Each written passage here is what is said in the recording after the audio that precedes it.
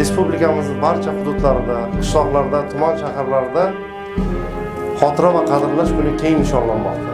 Mana bugun Sariosiyo tumanida ham xotira va qadrlash kuni keng nishonlanyapti. O'tmishsiz, xotirasiz kelajak yo'q deymiz. Shuning uchun respublikamizning barcha hududlarida xotira va qadrlash kuni keng nishonlanadi.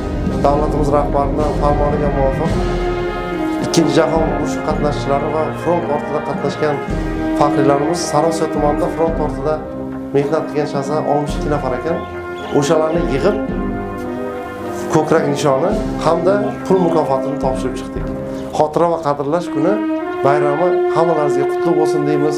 Hammalaringizni yana bir bor xotira va qadrlash kuni bayrami munosabati bilan chin qalbdan tabriklayman. Oilangizga bosh bo'ling. Nima yaxshi niyat qilgan bo'lsangiz amalga oshsin, yurtimiz tinch bo'lsin, yurtboshimiz omon bo'lsin, osmonimiz muvaffaq bo'lsin. Bayramlaringiz qutlug' bo'lsin hammangizga. Rahmat.